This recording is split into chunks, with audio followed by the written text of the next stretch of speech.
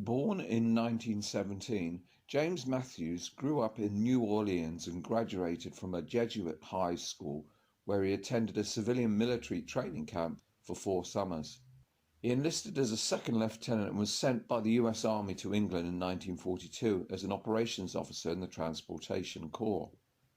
Like most veterans, he is modest about his military career, but we get an indication of the significance of his role because although he was based in the basement of Southampton Civic Centre, he was awarded several medals including the Bronze Star, which is the 4th highest award a United States serviceman can receive. In an interview, he says he was responsible for loading the ships for the D-Day landings and was eventually promoted to Director of Operations.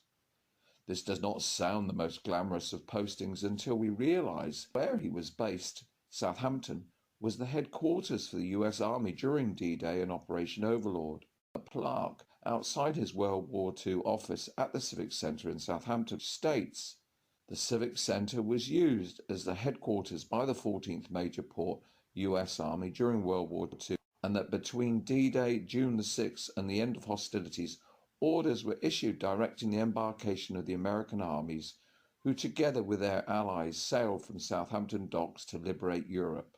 These few lines start to give us an indication of the role Matthews played in World War II. The port of Southampton was a springboard for the liberation of Europe, but perhaps because of the secrecy at the time surrounding Operation Overlord, the achievement of his unit is not really appreciated.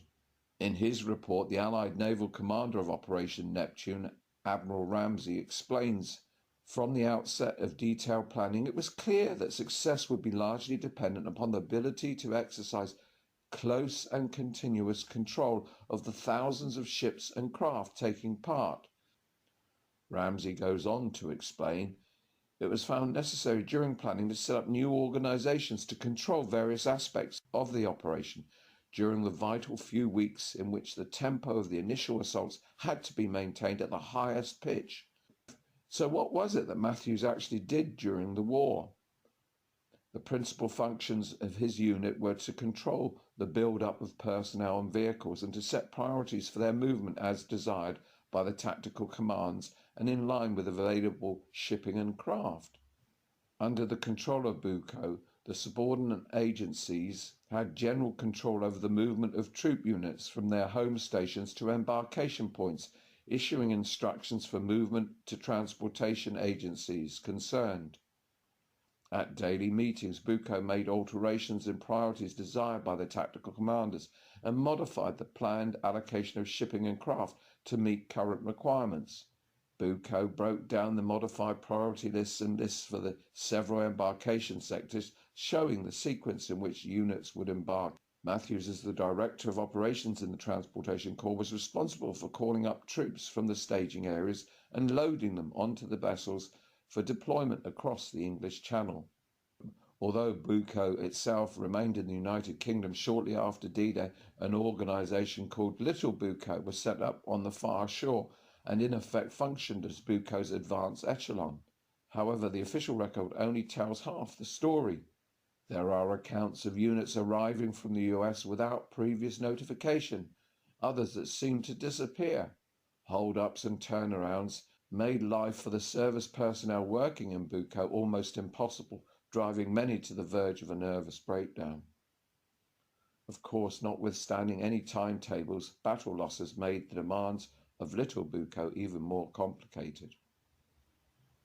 Perhaps Admiral Ramsey can explain the reason this achievement is not properly understood even today. He says, because in the event the movement of over 5,000 ships and craft proceeded smoothly and to plan, and because despite bad weather, the Allied armies and air forces were landed and reinforced, if not quite as quickly as the optimum planning figure, at least more quickly than the enemy reinforced his forces by land, it may now appear that the size and complexity of the naval problem was somewhat exaggerated. This was not the case. That the operation proceeded smoothly and according to plan was the result of the hard work and foresight of the many thousands concerned in its preparation and of the determination and courage of the tens of thousands in the Allied navies and merchant fleets who carried out their orders in accordance with the very highest traditions of the sea. Matthews was happy to receive the decorations for his service, and after he was discharged from the military, he returned to his job with the telephone company.